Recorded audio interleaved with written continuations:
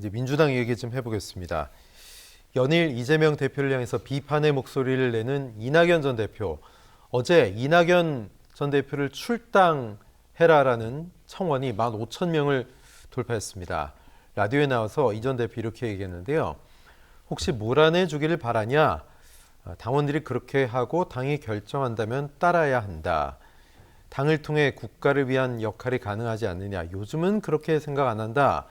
자, 현재는 청원이 2만 명이 돌파가 됐는데 민주당에서는 이걸 삭제했고요. 최 교수님, 예.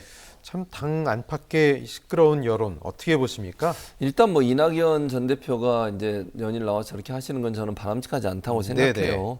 문재인 정부 때 총리도 하셨고 당 대표도 하셨고 대선에 출마도 하셨던 분이 예. 당에 대해서 저렇게 계속 날선 공격을 하시는 것은 저는 뭐 바람직하지 않다고 생각하고요.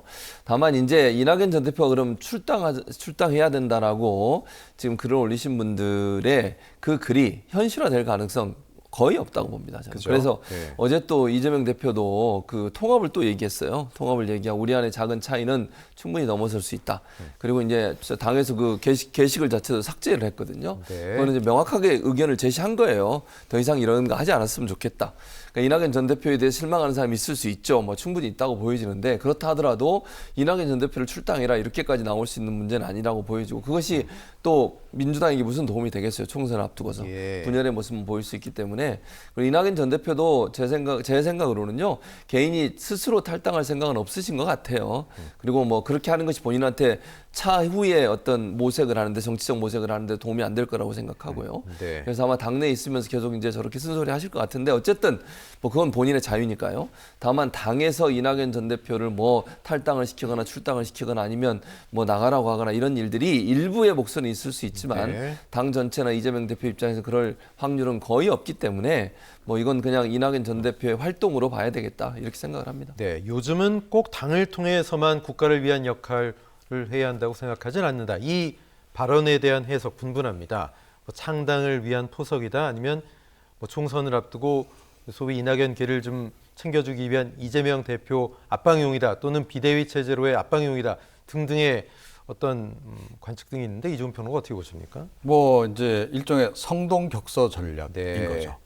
그러니까 탈당할 것처럼 예. 또 창당할 것처럼 네. 그렇게 북소리를 막 크게 내고는 있으나 그 이준석 전 대표도 하고 있잖아요. 예, 지금. 그렇죠. 예. 이제 거의 비슷한데 그런데 이준석 전 대표 같은 경우에는 실체가 있다라는 거죠. 예. 본인이 뭐 이제 온라인으로 뭐 이렇게 총선 나갈 사람 모으니까 모집도 하고 실제로 거기 또 반응이 오기도 하고. 네네. 자, 그런데 이낙연 전 대표 같은 경우에는 만약에 이준석 전 대표처럼 그렇게 온라인으로 모이십시오 했을 때 과연 몇만 명이나 모일까? 네. 저는 굉장히 좀 회의적입니다. 몇만 명 안 모일 것이다. 그래서 사실은 실제 세가 그렇게 많지가 않다. 그리고 이분이 워낙 또 당내 조직 기반이 또 확고한 분도 아니잖아요. 그렇죠. 자, 그래서 자기 계파가 뭐 이제 일부 있긴 있는데 숫자가 별로 많지 예. 않아요. 그래서 예를 들어 뭐 깃발 딱 이제 내걸고 내가 나갈 테니까 나 따라 나올 사람 이랬을 때 한 20-30명 정도는 동조를 해줘야 되는데 네. 그런 정도가 과연 동조하겠냐는 거죠. 그럴 가능성은 희박하다. 오히려 지금 비명계 중에서 친문계들은 그들끼리 똘똘 뭉쳐서 따로 움직일 가능성이 훨씬 더 높다라는 거죠.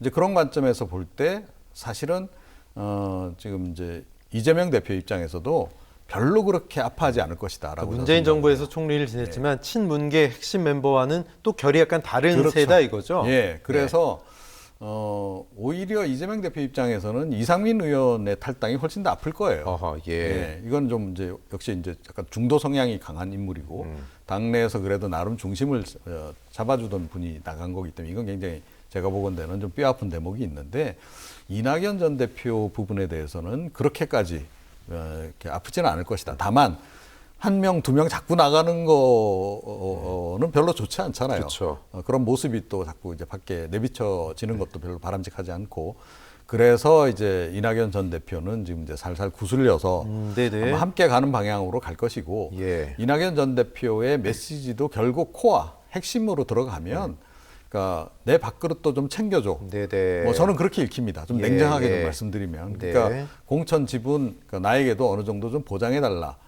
그런 그 의미가 굉장히 강하기 때문에 이건 충분히 서로 합의가 가능한 부분이다 이렇게 생각합니다. 네. 아까 최진봉 교수 말씀하신 부분, 이재명 대표가 SNS에 통합을 얘기한 부분 어떤 글인지 볼까요? 네, 표현의 자유는 민주주의의 요체고 배제의 정치가 아니라 통합과 단결이 필요, 힘을 모아 무도한 정권을 심판하고 민생 회복에 총력을 다하자라고 얘기했습니다. 자, 이종훈 평론가님, 뭐 지금 본인 스스로에 대한 사법 리스크도 있고 또 선거제, 병립형 회의나 이거 놓고도 또 말을 뒤집어야 되는 그런 상황이 있기도 합니다. 이 대표의 당부가 어떤 좀 효과가 있을까요? 어떻게 보세요? 뭐 그건 이제 이재명 대표가 향후에 어떤 그 행보를 보이느냐에 따라서 네. 이제 많이 달라질 거라고 생각을 해요. 일단은 이제 그 어제 그 메시지 같은 경우에는 적진분열하지 말자 이제 그 얘기를 지금 한 거고 최근에 특히 이제 이른바 개딸들의 이낙연 전 대표에 대한 공격이 워낙 이제 강하게 예. 지금 이제 나가고 있고 이게 조금 이제 우려를 지금 자아내고 있잖아요. 그러니까 그걸 조금 자제시키는 측면도 있다라고 좀 생각을 해요. 그래서 어찌됐건 그 마이너스 정치를 계속 해가지고 좋을 거 없잖아요. 네. 이 총선을 앞두고 있는 국면에서. 그래서 한 명이라도 보태가야 됩니다. 그리고 지금 뭐 이낙연 전 대표 이제 그 움직임이 이게 확산이 되면 또 곤란해요. 그렇죠. 뭐 보니까 이제 다른 분들도 막 만나잖아요. 다른 전직 총리들하고도 만나고 뭐 이런 김부겸, 식으로. 뭐 정세균 예, 전 그렇습니다. 총리들. 근데 네. 어찌됐건 당내에서도 그런 분들이 이제 다 모여서 예. 사퇴 압박을 가하게 되면 이것도 그냥 또 녹록치 않을 수도 있는 거예요. 그런 부분이 있기 때문에 지금 일단은 관리에 나선 상태다. 이렇게 네. 좀 생각을 합니다. 알겠습니다.